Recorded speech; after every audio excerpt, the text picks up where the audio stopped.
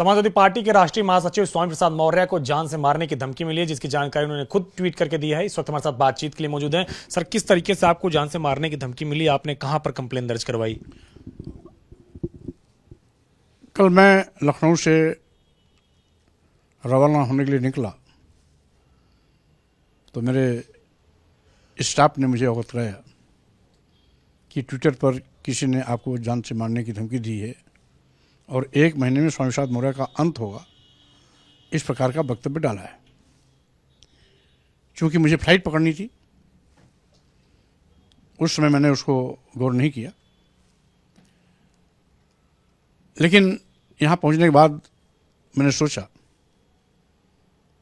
कि धर्म की आड़ में छिपे हुए ऐसे खूनी भेड़िए जिनके आतंकवादी चेहरे हैं, उनको बेनकाब करना जरूरी है। इसलिए आज मैंने उसकी सूचना उत्तर प्रदेश के माननीय मुख्यमंत्री योगी जी, मुख्य सचिव उत्तर प्रदेश सरकार, डीजीपी, पुलिस कमिश्नर लखनऊ आदि के साथ साथ माननीय प्रधानमंत्री और माननीय गृह मंत्री भारत सरकार को भी अवगत कराया, जिससे कि ऐसे आतंकवादी को भी देखें, परखें और साथ ही साथ उन्हें प्रभावी कार्रवाई भी करें। इसका मकसद सूचना देना, ऐसे आतंकवादी चेहरों का चेहरा संज्ञान सरकार के संज्ञान में लाना था। यद्यपि मैं डरता और इसलिए नहीं, मुझे भय किसी बात की इसलिए नहीं कि जो भी पैदा हुआ है वो मरेगा, लेकिन धमकी देकर के कोई अगर मेरी जुबान को बंद करने की कोशिश करता है तो हम समझते हैं उसकी बहुत बड़ी नादानी है। स्वामी प्रसाद मौर्य को सच बोलने से न कोई रोक सका है, न कोई रोक पाएगा। हम सच को उजागर करते रहेंगे, न्याय की लड़ाई लड़ते रहेंगे, आगे भी लड़ते रहेंगे। ऐसे एक नहीं 1000 आतंकवादी हमें जान से मारने की धमकी भी दें तो स्वामी प्रसाद मौर्य रुकने वाले नहीं।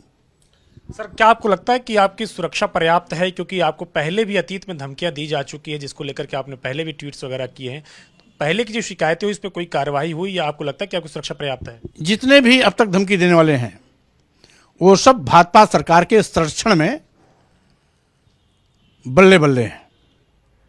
सारी सूचनाएं सरकार के संज्ञान में हमने पहले भी दिया है, आज भी दिया हूं। ये मेरी 15वीं हत्या की धमकी है। इसके पहले 14 धमकियां मिल चुकी हैं। सरकार के संज्ञान में मैंने सब डाल दिया है। लेकिन अब भगवा ब्रिगेड है तो भगवा की सरकार क्यों कार्रवाई करेगी? जितने भी साधु संत का चोला पहन करके धर्म की आड़ में आतंकवादी अपने आतंकवाद का जलवा बिखेर रहे हैं, उन पे भाजपा सरकार कार्रवाई कैसे करेगी? लेकिन फिर भी हम ऐसे चेहरों को बेनकाब करते रहेंगे, सरकार के संज्ञान में लाते रहेंगे, और यदि कोई घटना मेरे साथ घटती है तो उसकी जिम्मेदारी सीधे उत्तर प्रदेश की भाजपा और केंद्र की भाजपा सरकार होगी और दूसरा कोई नहीं होगा। क्योंकि इतनी बार सूचना देने के बावजूद भी न केंद्र सरकार के कान पे जुड़ेगी, न प्रदेश सरकार के कान पे जुड़ेगी, तो स्वाभाविक रूप से इन दोनों सरकारों की मिलीभगत है और इनके सह पर मेरी आवाज को दबाने की कोशिश की जा रही है। आपको लगता है कि आपकी सुरक्षा पर्याप्त है या फिर और सुरक्षा की जरूरत है? स्वाभाविक रूप से इस बात को देखते हुए तो सरकार को तय करना चाहिए। उनके पास विजिलेंस है, उनके पास सारी पुलिस की यूनिट्स हैं, उनको तय करना चाहिए।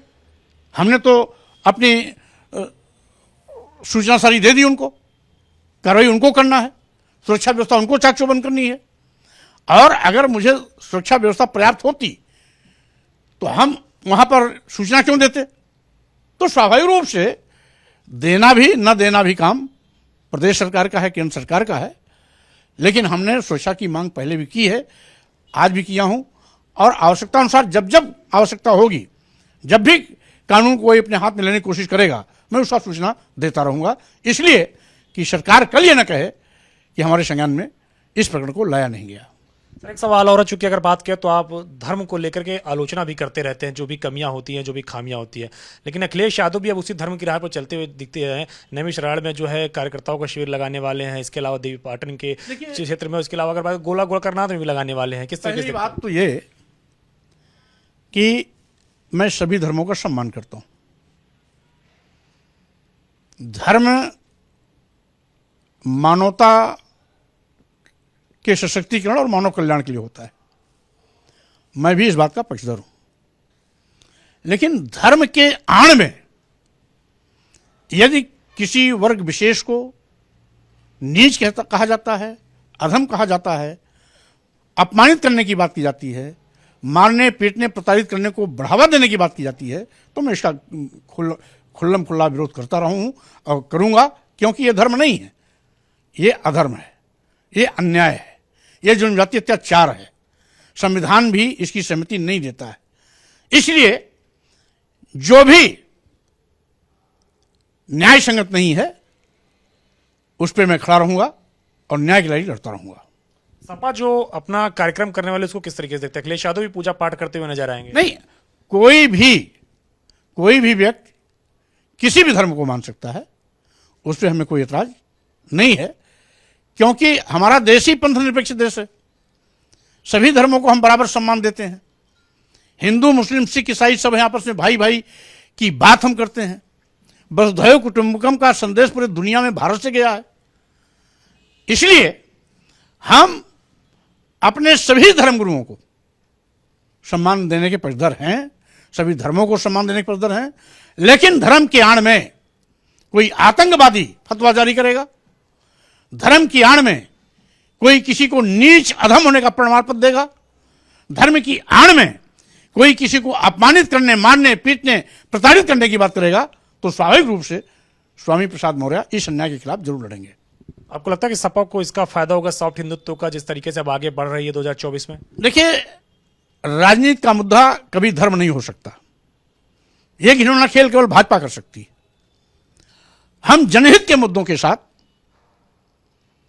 राजनीति में जनता के बीच में जाते हैं और जनहित के मुद्दों पर हम आगे भी 2024 लोकसभा चुनाव में भी जाएंगे, क्योंकि आज बड़े पैमाने पर देश में बेरोजगारी है, महंगाई है, अराजकता है, कालाबाजारी है, भ्रष्टाचार है, जिसको डबल इंजन की सरकार ने खुद स्वीकार किया है, और साथ ही साथ देश आर्थिक तंगी से गुजर रहा है।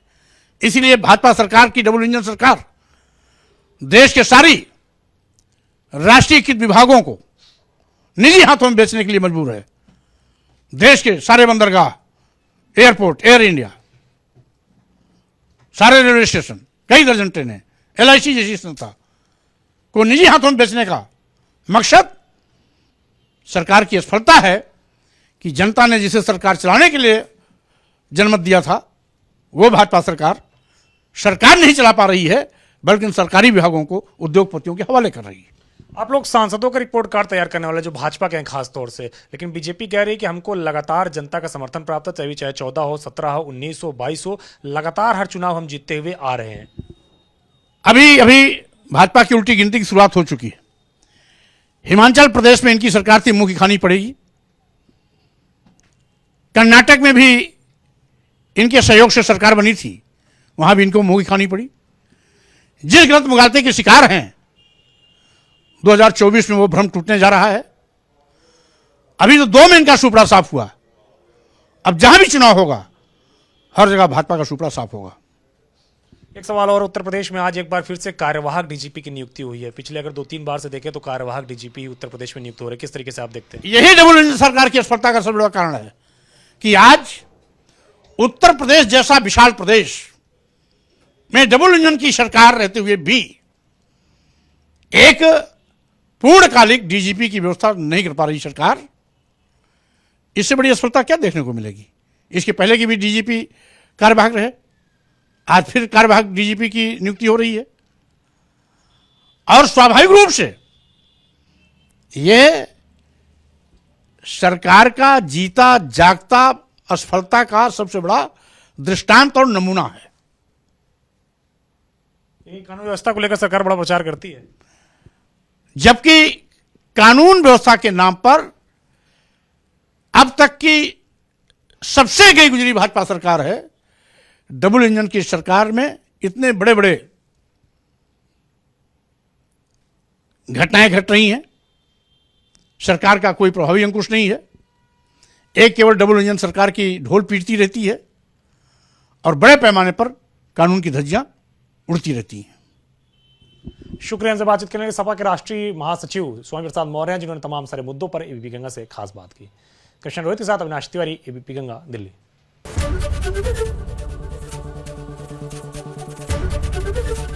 एबीपी गंगा, खबर आपकी, जुबान आपकी।